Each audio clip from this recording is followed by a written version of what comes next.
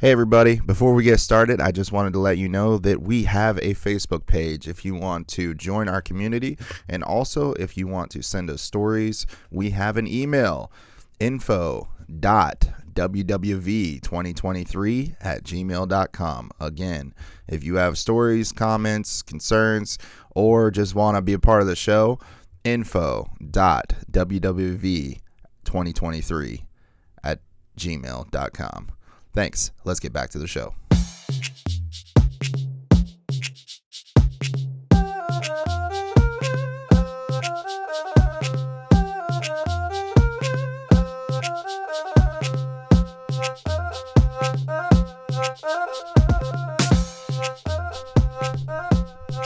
Welcome back to Weird World Variety. Are y'all watching with your ears? I hope so, because we got a lot to talk about today, Jess. Do we really? Yes, we do. A lot has been going on. I have on my plate today some stuff that is not helpful to my weight loss in any sort of means. I wanted to get your take on it. What is your go-to? We're going to start with foods first. Go-to food. For weight loss. What is your go-to food? Salad. Salad. Why is that? It's supposed to be the healthiest choice, right? Right. Like we're supposed to all eat like rabbits. I don't know if I agree with the whole salad thing. It seems to be a very controversial take on whether people include salads. Now, it does have veggies. Veggies are supposedly good for you and your diet. So I think a lot of people go to salad as their first take for any diet. Dude, you know what I just realized? What? When we were kids, they tried to give us that 5 basic food groups thing. Yeah. And I was a lot skinnier then. So I'm thinking maybe we did that wrong. We should have kept doing that. What do you think? Honestly, going back to our childhood, there was a lot of things that I noticed. One of the main reasons that I was skinnier when I was a child probably had to do with the fact that I ate less. Now, I did eat less too, actually. Yeah, think about it. Think about it. You probably did, right? Because I'm thinking kids, really smaller hard. appetite. I didn't really get a bigger appetite till about high school, college level. I'm a fat adult. I think you kind of threw that into perspective for me. Well, and here's my other take on it too. If you ask, I had a friend talking about other countries, and the one thing he said about other countries, especially Europe and so forth, is that all their portions for their food is smaller, yet they seem to be happier, healthier, more active. I think it has to do with the food portion. Now, that doesn't mean, don't take this the wrong way, ladies and gentlemen, that does not mean that you have to starve for the rest of your life. Not at all. These people are just listening to their body and eating the right portions. Whereas typical for us Americans, I tend to eat. We like to when eat. I feel like it. Yeah, we like to eat more, right? So I feel like, I don't know. I think typical for us Americans, we like to eat more. So for me, if we think about our childhood, I probably did eat a lot less than what I do now. Bruh, I think I was eating like once every 6 hours or something. Now, I did have going off that, I did have a friend who, when he hit his, like, before teens, preteens, I think we could call it, preteens, he 11, 12. He was eating a lot of food, but his metabolism was through the roof. I mean, mine was too. This dude was skinny as a stick. So did I. I used to be super skinny. I think it has to do with metabolism too. As we get older, our metabolisms tend to slow down, so we have to watch what we eat more. I don't know. There's a lot involved.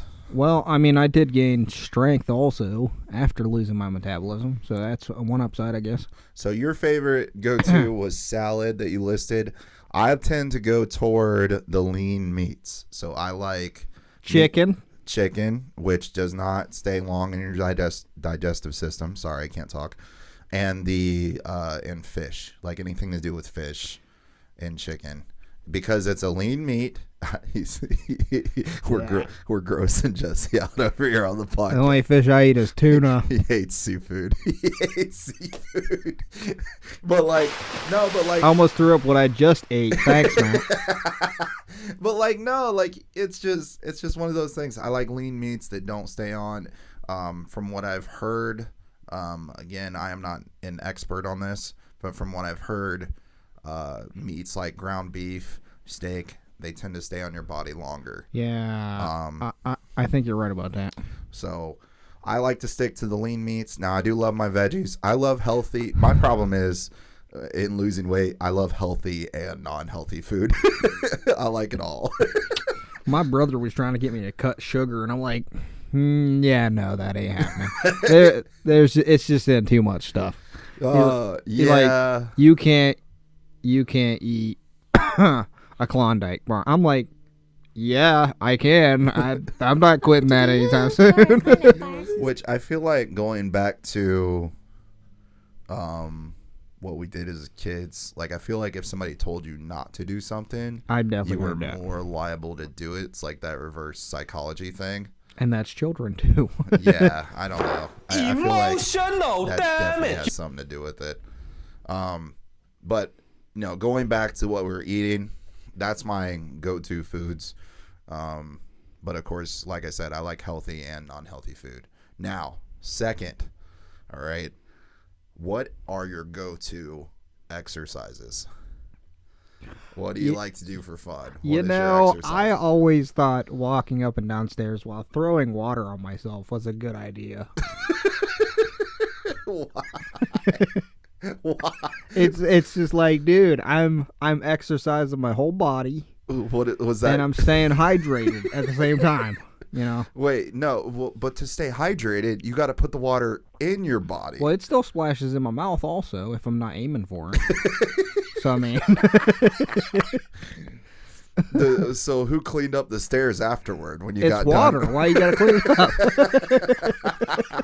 This guy's out here with a moldy house, walking up and down his stairs, splashing water everywhere. Nah, I'll be all right. It's hot enough to dry. Oh my gosh! Make sure you're outside if you do that. I don't know. Okay. Okay, then I'll say a hill with the same water thing. Just like for me, not to be hill weird, outside. not to be weird or anything, but my go-to exercise, I love dancing. I think it's fun. It gets your mind off stuff. You can act like a fool and lose weight at the same time. I feel like a fool every time I dance. I've been trying to get this guy to teach me to dance, and he's like, yeah, I will, and just puts it off all the time. Maybe, and then I totally forget. Maybe, yeah, or why move not? on to the next thing. And then the next day, I'm like, hey, bruh, you want to teach me to dance? What? It's my procrastinator. He's like, what? Mindset. He totally forgot. The next day, I'm like, I say, yeah, we'll do that tomorrow. And the next day, we we'll can do that next synchronize week. like the fusion dance. I'm telling you. We'll do that next week. And then next week, we'll do that next month. And then it keeps on going. 3 months later, I ask again. I don't know. I love dancing. I also love the row machine. The row machine tends to hit your whole body and you don't have to do much. I hate dancing, folks. This is weird, too. I asked the dancer. Have you ever been, Jess, have you ever been kayaking or rowing or canoeing of any sort? Stuff like that. I've swum in the river. I haven't Close been enough. in a kayak. No. It's what's nice about it. It's an exercise that doesn't take a lot of effort, yet it hits your whole body. Like 10, 15 minutes of that, and you are sore afterward. I believe it. You don't even have to do much, and you're sore afterward. It's a great exercise. I think a lot of people like rowing. I think that's one thing I don't like to do that I should be doing more of is stairs. So more of that going up and down the stairs with the water. There we go. It's just like I said earlier. Hey, bruh. You were worried about moldy stairs. But I'm like, moldy stairs. I ain't worried about that. It's That water. that sounds like the title of a rock band. It's a little splashes. Moldy stairs. Moldy stairs. Splish splash. Splish splash up and down. Moldy stairs. Album title: Moldy Stairs. Work single. out your legs Our while new you're single. getting wet. Splish splash. Oh my gosh. All right. And then, kind of going along the same line as exercises, what are Is that all you like to do when losing weight? Do you like walking or anything, or running? I tend to like walking sometimes. Like if I do a nature walk. Walking just doesn't cut it for me anymore, except with stairs. I think for me, like going out and taking a walk just activates my core. I walk plenty. It just doesn't get rid of weight no more. Doesn't do it for you. Okay. Which sucks.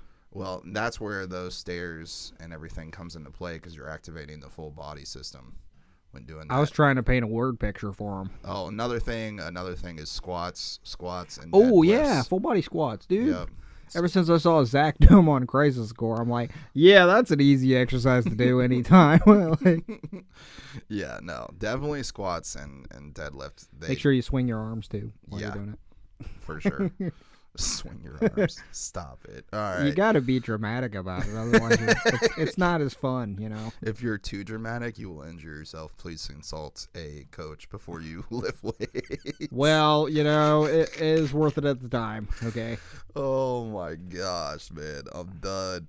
Now, speaking of which, we also like foods that do not help you lose weight. So the worst foods that kind of do the polar opposite would probably be one of my favorite foods of all time, which is pizza.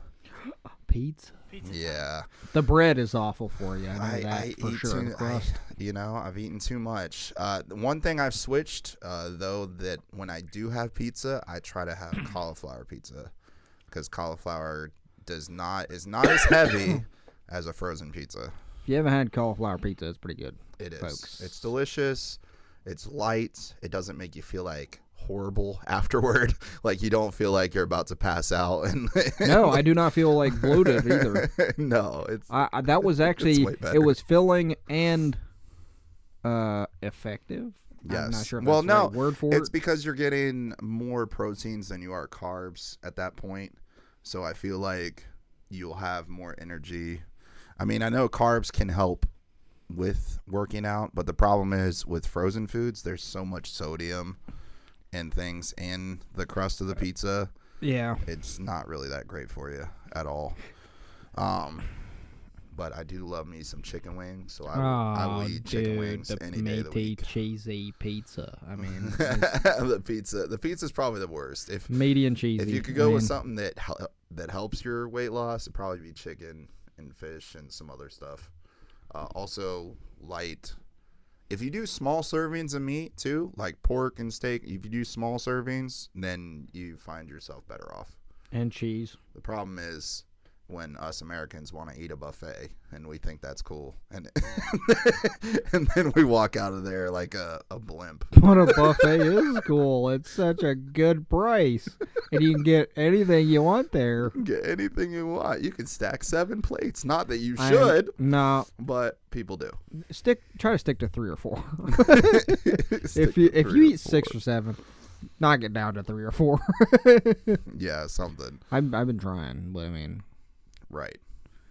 I get it. I can't really guarantee that I won't eat that 5th. All right, I think we've boarded the audience out enough with our weight loss mantra. Let's get into our first craziness of the day. Let's hit it.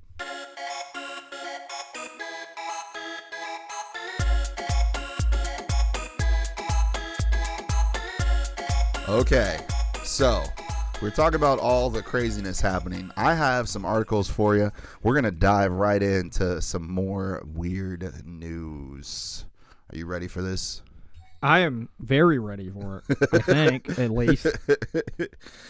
Dude, I am so ready for this. All right, so let's I'm going to read a few articles. Let's figure out which one we want to do first. First article, Indianapolis police capture a cheeky monkey that escaped and went on, I want to say a rampage. I don't know what they have something here, but it doesn't make sense. But basically he went on a rampage at somebody's house, looks like. From the picture, it looks like somebody's house. This is lamb, dude, not rampage. Yeah, I don't know what that. Lamb means like on the run. Like vanished, disappeared. Okay. Gotcha. Like renegade sticks. Went on the run. That's still a monkey rampage, in my opinion. Alaska's popular Fat Bear Week could be postponed if the government shuts it down. That's number 2. We've got South Korean League of Legends team wins gold at the Asian Games. Players secure a military exemption. That's interesting. I don't know how to feel about that, to be honest. You feel conflicted. I do. That's how you feel, buddy. Oh my gosh, here's some weird ones. Here we go. Phillies deny emotional support alligator from entering ballpark. Emotional support alligator? How do we go from dog to alligator? I'm telling you, something about these alligators and crocodiles, bro. Something's going on. All right, let's read about this one. I want to pull this one up. All right. So in this, What's that you got there? My emotional support alligator. who has an emotional support alligator? What is going on? And then they immediately run. Is that right for you finishing it? Okay, so for people who don't know, this is the Phillies. Apparently, I think it was at a sports game. Let's find out. A Phillies fan and his emotional support animal, an alligator named Wallygator. His name's Wallygator. If you had an alligator, what would you name it? If I had an alligator, I'd be tempted to call him Loki because of the TV show. I'd put the little horns on him, and like, it's a Loki too, okay?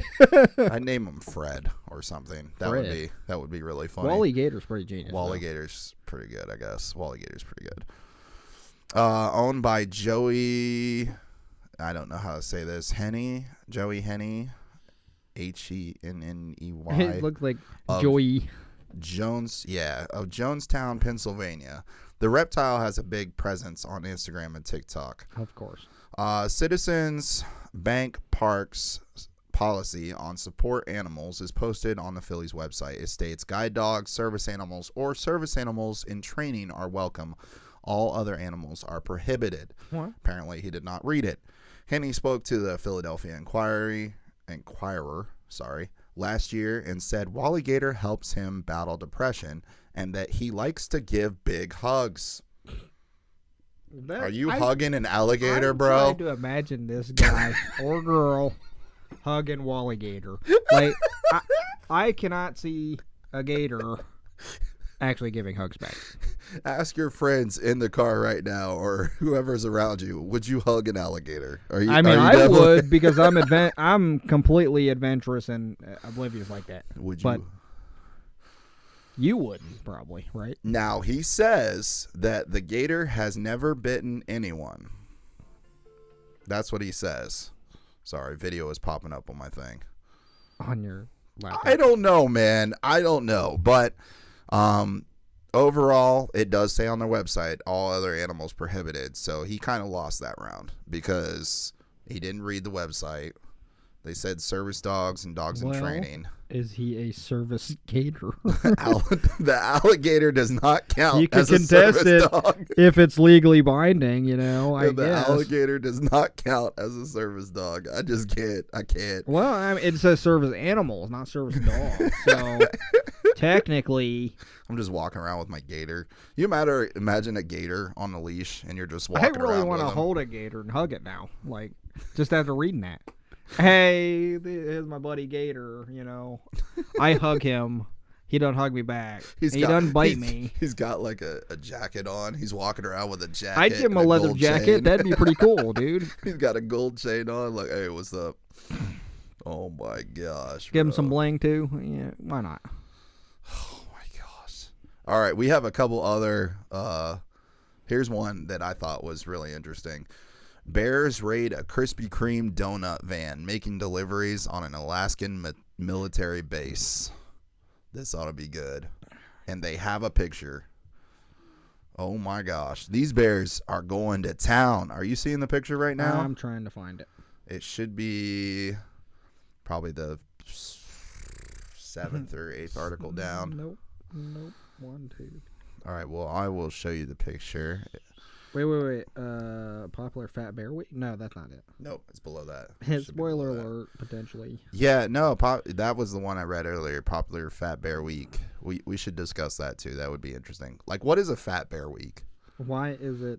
Why is that a thing? What is it? I'm sure they know what a fat bear week is, but me being from where I'm from, I do not know what fat bear week is and why it involves fat bears. If it involves fat bears. Okay, so two bears on an Alaskan military base raided a Krispy Kreme donut van that was stopped outside a convenience store during its delivery route. Found it.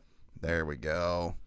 Driver usually left his doors open when he stopped at the store, but this time, a sow, I think they call it, a sow and one of her cubs that loiter. Sow, yeah. Yeah, that loiter nearby. They wandered inside, where they stayed for probably 20 minutes. Tuesday morning, said Shelly Diano, the store manager for Joint Base. The bears chomped on donut holes and other pastries, ignoring the banging on the side of the van. Aimed at shooing them away. Yeah, they were trying to bang on the side of the van. I was beating on the van, and they're not moving. I mean, I don't know about you, but if I'm in a Krispy Kreme donut van, I'm not hearing the banging either. I'm eating my donuts. Why is he surprised that they don't care? Leave me alone. I'm eating my donuts. I'm hungry. I haven't had breakfast this morning. We're going to eat some Krispy Kreme donuts. I could hear them breaking open the packages and everything. I was like, they don't even care. Well, obviously, Ghosts are not gonna care. It's Krispy Kreme, man. Donuts. No one cares. They're going to dive right in. So I can imagine him just sitting there talking to each other. These donuts are great. And then you hear that banging outside? Oh, it's okay. It's just humans out there. Don't worry about them. So they even sound the sirens and everything from the nearby base and all that to try to scare them out of there. The bears eventually came out and wandered in front of the convenience store before heading into the woods. They did not care. They took their time. They're like, we own this place. It's not unusual to see bears on the base or around the store, but nothing like this has happened before. Adding that the delivery driver now closes his doors when he stops at the shop. Guess you should have done that in the first place. We're cautious when we come in and when we leave. I wonder why. Gee. All right. And when we take out garbage, we do it in pairs. I know. Like, if you got some leftovers that you need to throw out, you could just let the bears have it, I guess. I don't know. That's crazy. And then the last one that I wanted to read about was Fat Bear Week. I think that's interesting. I don't know what Fat Bear Week is. I want to know what it is. Okay. Popular tradition. This one might be shut down. Let's see what's going on. A looming government shutdown threatens to claw its way into a crowd-pleasing Alaskan tradition. Fat Bear Week. Alaska's most watched popularity contest, Fat Bear Week, involves residents picking their favorite fat brown bear who's been stocking up for the winter by noshing on salmon in the Katmai, Katmai National Park and Preserve. Viewers of the bear online, so they watch it online. I assume they got cameras or something set up. Vote in a tournament-style bracket for those who want to advance to the next round until a champion is crowned in a week-long contest. Together, man. Bro, this is hilarious. Who has the time to watch a bunch of fat bears? Well, check this out. More than 1 million votes were cast last year. 1 million people participate in this thing. Wow. Problem is, national park employees count and release those votes, and a shutdown won't allow them to do so because it would trigger a ban on using the park's official social media accounts for as long as the government is closed. Oh boy. The government is closed? I mean, they've been closed. I don't know. Should a lapse happen, we will need to postpone Fat Bear Week. Okay, so they're not talking about canceling necessarily. They're talking about postponing it. But if they postpone it, they'd probably have to wait till next year, right? Wait a minute. Yeah. Because if there's only one season. I guess. So if they postpone it, yeah, it'd have to be till next year, I'd imagine. All right. The national park estimates that 2,200 brown bears inhabit the park, a number exceeding the people who live on the peninsula. They have 6 to 8 months to eat a year's worth of food and ensure survival through the winter, according to the service. The Katmai brown bears are famous for standing at Brooks Falls, catching sockeye salmon in their mouth, and fatten up for winter. That's the first time I've seen sockeye. I mean, That's kind of fun. You're the fish guy, though. I kind of like the idea of like voting on your favorite bears. That's kind of neat. But like, why would they need to? You know, they could like switch to a digital system because they're using cameras anyway, right? I assume they're using online. Somebody's got to be filming them. Also, yeah, if they're online. The only way they could get around it maybe is if they had a third-party site count the votes. So like say you would be watching, but I guess they would have their site with the cameras anyway. But I'm saying if you be watching on camera and then you click vote, it could go through a third-party site. Probably do it that way. Just leave the cameras on. Who knows? I don't know. I feel like they just don't want to do it, but they could. Sounds like laziness to me. They could definitely do it. I think it would be hilarious, man. That would be great. Oh, shoot. All right. Well, that does it for our weird news. Let me look, see what we got here. We got a lot more coming up. We're not going to get all of it this episode. We'll have to continue next episode. I don't know. Watching bears catch fish seems a little fishy to me. All right. No pun intended. Or is it? So with that, we're going to head right into our last section of today. Let's get it.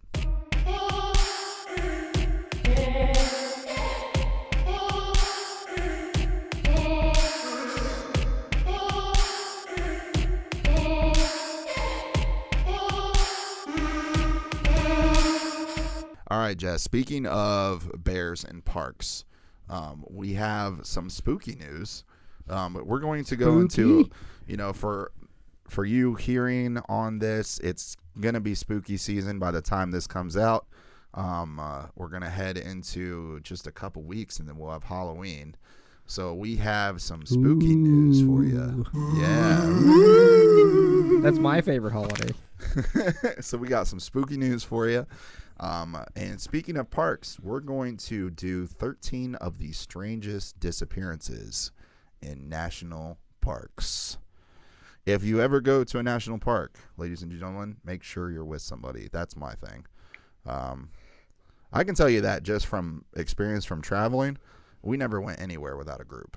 I don't think I've ever been traveling anywhere without my family with me, without friends with me.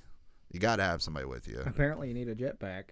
Something. To come back from it. Something, yeah. Well, traveling's getting harder and harder, but besides that, if you do travel, make sure you got some people with you because it's nice to look after each other and have each other's back. Here's one of the reasons why. Here we go. 13 of the strangest disappearances in the national park system. Do you want to read about the first one? Sure. Just go ahead and read it. Down where it says the calm young lady. That would be the first one, I think. What? Oh, okay. Yeah, there you go. All right. I was reading. Here's our first case. Intro. Number one is the calm young lady. Devil's Den State Park, wonderful name in it, is a beautiful but unforgiving bit of land in Arkansas that's claimed several lives over the years. But one story had a happy yet strange ending. In 1946, 8-year-old Catherine Van Alst wandered off from her family's campsite and got lost. Though a search party scoured the area, the little girl wasn't found for 6 full days, a length of time that should have been a death sentence. When she was found, though, the girl walked calmly out of a cave and simply announced, "Here I am," without remembering any details of what had happened to her. So, in other words, she was gone for a week. Almost a week, 6 days. She had no recollection of anything that happened to her. Now, I know this is an 8-year-old and they can embellish stories, but she's not telling any story. She just says, "I don't know," which is probably the strangest part. And before we continue, we need our campfire, Jess. We need our campfire. So we're gonna start our campfire. We need our tent. We need our this would be best told if we were out in the park by ourselves. Plenty of shadows. Yeah, we need it to be evening with a campfire with some s'mores, preferably. I like to make s'mores. Noises. Hopefully. We need noises. We need some animals out there. This would be the perfect story. Okay, so this one had a good ending. They found her. But the creepy part, not having any memory. That's crazy. Going along with that, I have another one for you. The Bennington Monster. Have you ever heard of the Bennington Monster? I sure haven't. I have not. And I've heard of a lot of paranormal stories, but this is not one that I've heard of. There's an old urban legend in Vermont's Green Mountain National Forest of the Bennington Monster, a Sasquatch-like creature who's supposed to prowl the area. In 1946, an 18-year-old college student named Paula Weldon told her roommate she was headed for a walk on the forest's long trail. Though several witnesses saw Weldon hitchhike to the trail and begin her walk, no one reported her return. Hundreds came out to search, but eventually the investigation was botched, and it remains an unsolved case to this day. 4 other unexplained vanishings took place around the same area between 1945 and 1950, which has led to this patch of wilderness called the Bennington Triangle.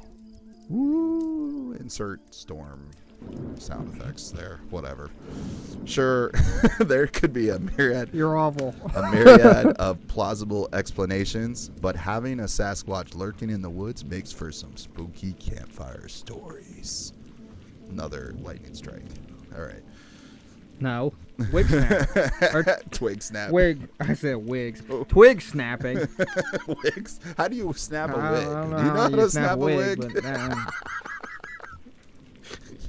if you know how to snap a wig, post it in the comments. or get a hold of our email. I mean.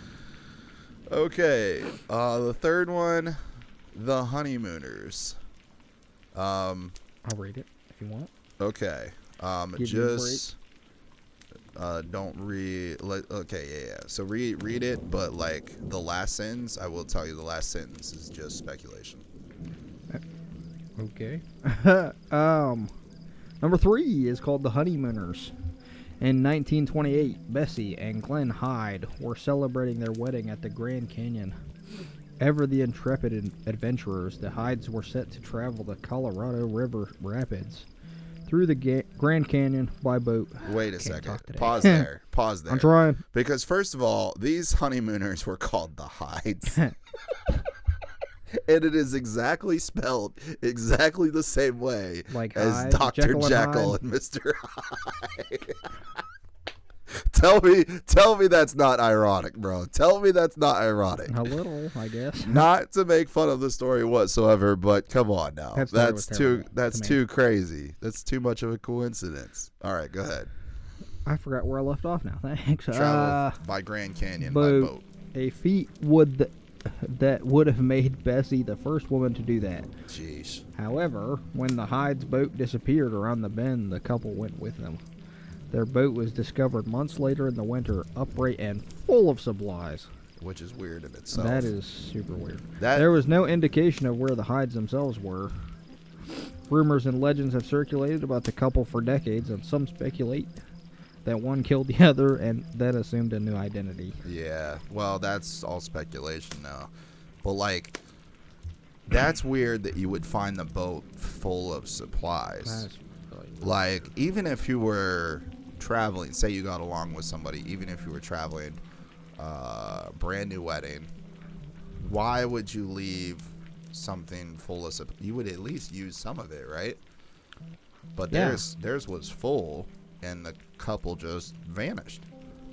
It makes you wonder if, like, they got into the boat and they just said, "Nah, let's not do this," and they walked away. Yeah, but why leave everything? I don't know. That doesn't make any sense. You're gonna need something to go back. There's a picture of the Grand Canyon and a picture of the couple. Looks like they look interesting.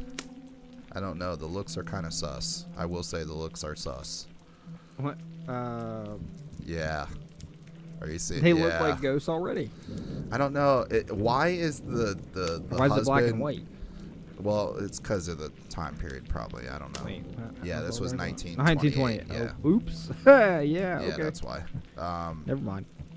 But if that's the picture of them, why is he glaring at the camera like that? I don't think it's a glare. It's more like a, "Hey, how you doing?" I don't know. That one looks kind of suspicious. suspicious. Like they're from this era too. That's one thing that cracks me up. All right, let's wrap this up. Here we go. The sprinting toddler. This is a funny one. You ready for this? In 1952, 2-year-old Keith Parkinson vanished near Oregon's Umatilla National Forest. Fortunately, he was found less than a day later. The odd thing, though, is that this kid was found 12 miles away from the place he originally vanished.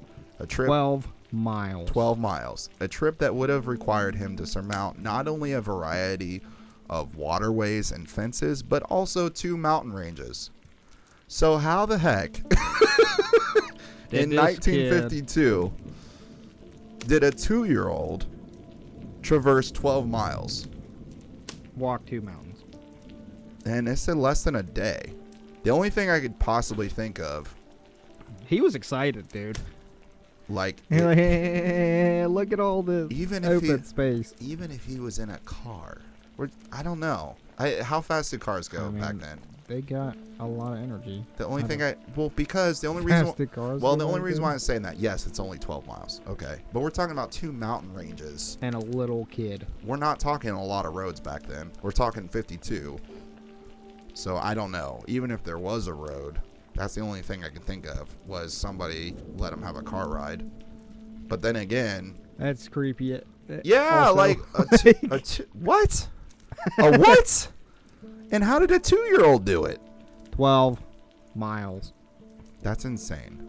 That's got to be the craziest story I've ever seen. How does a 2-year-old do it? I think he found a portal. I think he just found a portal, like the video game, and just chopped on the other side. He had some latent magic powers. That's what he had. Kid was magic, bro. How do you do that? Kid Strange. That's who that was. Now, again, you could do it if you had a car, but they didn't say anything about him being in a car or riding with anybody at the time. So, I don't know. They never said he smelled like a car either. Yeah, no. And especially back then, I don't know. There's a lot of weird things with that one. Number 5. The Bear Man. Oh, look, we're back to bears again. Talking about bears seems to be the theme of this podcast. Yeah, it's a bear day, apparently. It's a bear world. Okay, in 1969, young Dennis Martin and his siblings planned to play a trick on their parents while camping in Tennessee's Smoky Mountain National Park. Unfortunately, when the time came to spring the prank, Martin was nowhere to be found. Even an experienced tracker had trouble finding any clues to the boy's disappearance. One report that was never investigated, the sighting of a bear man with something slung over his shoulder that could easily have been a small child. Now that's a small speculation. That's a small comfort right there. But where did that guy come from? Was it they said bear man. So was it a bear or a man? He was furry. Or was it, a skinwalker or something? I don't know. Was it a bear or a man? Was it a furry guy? Was it a caveman? We don't know. But he had something over his shoulder at the time. Now, that does seem to be a very interesting coincidence if it was just a coincidence. But then again, it's also creepy that, this guy just goes disappearing and nobody can track him. Not even the trackers can find him. That's crazy. That's pretty dumb. What time was this? 1969? This wasn't that long ago. That was 69. That wasn't this isn't the 1800s or anything like that. This is 1969. That's nuts, man. All right. Number 6, the seasoned woodsman. Lightning strike. All right. In 1971, the Legg family was on their way out for because I'm putting sound effects in here. Okay, there's gonna be sound more effects. Like an axe. There's gonna be sound effects. Yeah, we could put an axe in there. I'll probably put some chopping of the wood or something. There we go. That's in 1971, the Legg family, which Legg family, their last name is literally Legg. Legg. Legg. That's funny. They had a leg up on all their competition. They did. They had a leg up on all the other families. The Legg family was on their way out for a hike in the I don't know how to say this. Adirondack Forest Preserves Santanoni Preserve. Wow, there's a lot of hard words. What? All right. Names. This forest when a young member of the family, Douglas, was sent back to change his clothes. Though the young man was very well acquainted with the area, he never returned. A 600-man, 30-square-mile search was launched, but the boy was never found. 600, man, looking what? Dude, they have newspaper clippings of them searching for this kid. He was 8 years old. Missing youngster 8. That's 8 years old. That's crazy. And if you think, like, if you're an 8-year-old, you can make a lot of sound as a kid. Where's the seasoned woodsman coming here? I don't understand that. It didn't even mention a woodsman. Yeah, I think they're probably referring to the search party, maybe. That's terrible. Yeah, I don't know. It's kind of like clickbait, I think. It's clickbait. Great. Yeah, it had nothing to do with the woodsman. I think it was just their search party because they had 600 people out looking for this kid. The next one. Did Now, you see what that's called? hold on. The other strange part of this is that he's a kid, and I don't know about you, but my kid can make a lot of noise. Like, if he wanted to be found, he could be the loudest. Like, you could probably hear him for miles. This kid is 8 years old, and they couldn't find him even with 600 people. And they searched 30 miles. That's crazy. That's nuts. What? So he probably couldn't hear him. I don't know. That's the main thing. He'd have to be outside the 30-mile search radius, right? So how did he span 30 miles that quickly? That's even worse than a toddler. Yeah, that's insane. They have a news article on it if you want to read the news article. Again, this is by destinationtips.com. This is an old article from 2016, but it involves 13 of the strangest disappearances ever, which we thought was really interesting. Next one. His name is like, really? Now, I wouldn't get caught without these. I mean, this is the shoeless man. I'm a big shoe guy. So that doesn't sound spooky. I would not get caught without my shoes. It sounds funny more than spooky. What you got? 2014, a California firefighter, Mike Herdman, and his dog went missing in Los Padres National Forest. While his dog was found alive and well 6 days later, Herdman himself was found dead, missing his shoes, about 1,200 feet and 3/4 of a mile away from where he was last seen. Authorities claim that it would have been nearly impossible for a shoeless man to traverse such tough terrain. The death was ruled an accidental fall, but how does that explain the missing shoes? I can't help but laugh at that. So he went missing and somebody took his shoes? Who took his shoes, Sasquatch? Bro? I mean, the bear man. The bear man. Or the bear man wanted some shoes, man. The bear man's wanted some shoes, I'm telling you. Number 8, the possible drowning in 1938 of 4-year-old Alfred Balehartz is on record as a drowning. In fact, the poor child's supposed passing away is the first ever in Colorado's Rocky Mountain National Park. In truth, though, the boy's body was never found, and witnesses report seeing a young boy matching Albert's description days after he supposedly drowned. So they said this kid drowned, but nobody really knows for sure. As a result, controversy surrounding the boy's disappearance remains. So we have a 4-year-old boy who they said was a drowning. They probably just passed it off as that, even though they don't have a body or anything. And then we have people after the fact saying they saw him. That's even crazier. Is about the best thing we can say there. Right. Like, okay, so where, my questions are like, where did they see him? What was going on? That's what I was wondering. Like, what was he doing? Did they not say anything to him? Like, that's crazy, man. That's crazy. And for them not to find anything, but then say it's a drowning. How do you not find a body or anything and then say it's a drowning? Like, oh, we're, sorry, ma'am, but it was a drowning. Did you find him? No. Well, then how can you say it's a drowning? It's not. He might be still alive. I don't know. There are many kids that I've seen survive in the wilderness for some reason or another, and they end up living fine among the animals, and miracles happen where they come up found years later. So I don't get it. And then they just passed off the case? What? I am at a loss for words. Doesn't look good for you, Colorado. Doesn't look good for you. Not at all. All right, next one. Number 9, without a trace. Carl Landers was out hiking with 2 friends in 1999 when he began to claim he didn't feel well. Rather than submit California's Mount Shasta and Shasta Trinity National Forest as he'd planned, he began to walk back to the base camp.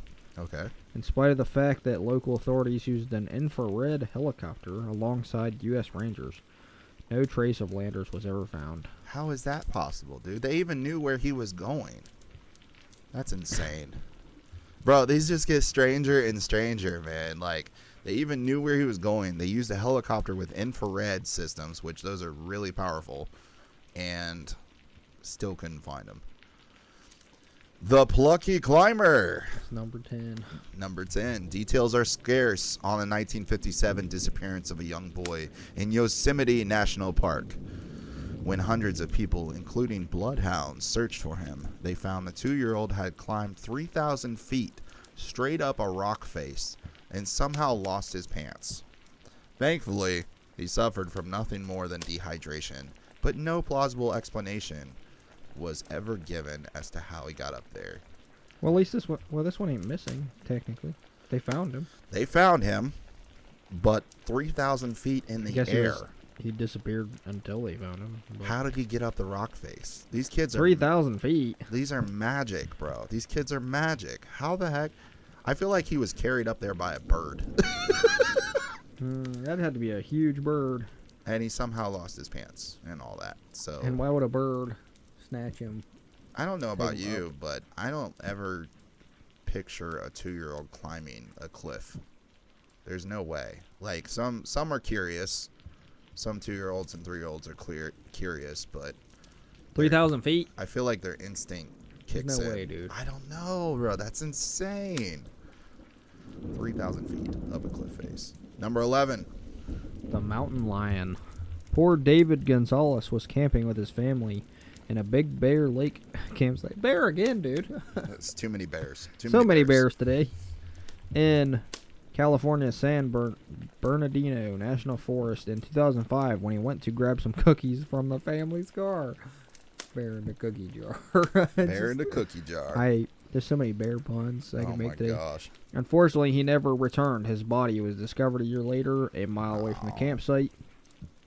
At that time, the disappearance was ruled a mountain lion attack, which seems unlikely considering the absence of any signs of a struggle with wildlife.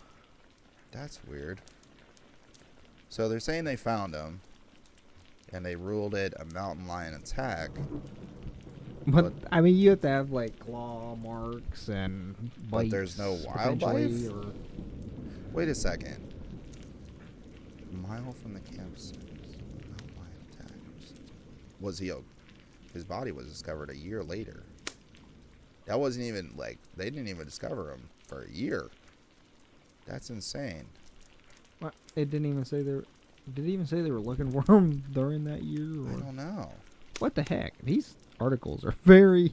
Well, see, this one leaves me with a bunch of questions because I'm like, wait a second. So if he was discovered a year later, nobody looked for him at all, and he was only a mile away. Hold on. Hold on. He's a mile away from the campsite a year later. So they're saying that he might have been drugged off. But what? How? Dude, okay, for instance, here's my thing. Any kids that have watched animals on TV or Animal Planet or anything to do with animals knows that if it was a mountain lion attack, I don't think there would be a body left. I'm sorry. There's no way. Because when an animal, like, say for instance, not trying to be gross here, guys, but when an animal eats their prey, they're not going to leave anything left. Except bones, maybe. Except maybe bones. But this says there's a body. So that means it didn't even say the body was mutilated or anything. Yeah, and how did they recognize him? Like, apparently the body was fine. Like, it leaves me with a lot of questions. I don't know. That one's a little weird. Super weird. And I feel like mountain lion attack was just a brush off. And why didn't they search for him if he was only a mile away? That's crazy. crazy. So, lesson is, kids, really weird. Stay with family and friends. Always go in groups. That's our weird world variety show. I'm telling you, bro. I'm telling you. Like, anytime I travel, stay with friends and groups. I'm telling you. Stay with your family. Stay with friends. Always stay in groups. That's the best way to do it. The crashed copter. Number 12. In 1997, experienced long-distance hiker Jonathan Devine went missing in Washington's Olympic National Park. Though the hiker was past 70 and the trail he was on is difficult, there is little reason to suspect he had gotten lost. What's more interesting, the search died down quickly after the mysterious crash of a search and rescue helicopter, which sadly killed 3 people and injured 5 others. So basically, what happened was this 70-year-old went missing on a trail that was supposed to be difficult, but there was, apparently when they did their investigation, there was no reason to believe that he had gotten lost. They had a search and rescue helicopter, but crashed, and then all of a sudden, the investigation stopped. Why? What is going on in that park? There's something going on with this park, bro. I think it's we should go investigate. We should have our own we should have a live podcast of us investigation a national park. I'm telling you, we should do a live podcast in the middle of a national park. I don't know about that, man. So we should do it. And then we go missing. Listen, they'll find our bikes. It'll be live. I suppose. It'll be recorded. It'll be streamed, and if something happens, it'll be on air. How we gonna be live out there, especially if there's like no service? Look, or anything? we'll take something that'll work. Wi-Fi extender. We have the tech. We have the tech. We can do it. Really big wire. I don't know. Yeah, bro, these stories just get stranger and stranger. And why did they stop the investigation after a helicopter crash? What was going on with that helicopter? What were they covering up? What was that crash about? They're not saying. No. Number 13. Walking into oblivion. Our last one. What do you got? In 1966, a 16-day search turned up no results when Larry Jeffrey went missing in Nevada's Humboldt-Toyab National Forest. The boy was wearing light clothing when he went missing, which authorities claim made it nearly impossible for him to survive at night. However, throughout the search, the boy exhibited signs of life, yet never turned up. What? One searcher said it was as though Jeffrey had just walked into oblivion. How's he up? So they showing signs of life. Yeah. So my guess is that they tracked his movements, and they were able to track his what he was doing, but for some reason the trail just disappeared or just vanished. Which can happen in a park, but it's still weird that he was alive and kicking and then all of a sudden just disappeared. Well, when they said exhibited signs of life, you think he was yelling or something? There's all kinds of rumors in national parks, man. I feel like national parks have some weird things going on. Wendigos. I'm telling you, it's something. It could be portals, could be anything. But that's it. That's all we got for today. You got any more to add, Jess? I wouldn't recommend going into these parks. I love national parks, but here's the thing. All these cases that we were investigating today, you need to be with people at all times. Be in a group. Go with a group. Travel with a group. If you're going back to base camp, travel with a group. I don't care who it is or where you're at. Dude, I'd be marking trees and stuff too. Honestly, you need to have a system, because when you're traveling, some kind of system. When you're traveling national parks, I think humans forget that we are dealing with the wild, and not everything in this earth is as tame as they are in the city. We're dealing with the wild, the unexplained, the unknown. You're dealing with wild animals. You're dealing with dangerous weather conditions. You're dealing with all kinds of stuff. So it's just smart to stay in groups. That's my thing. And then if anything happens, you have each other to back each other up. That's my deal. So with that, everybody from the WWV, stay weird. Stay weird, everybody. See you next time.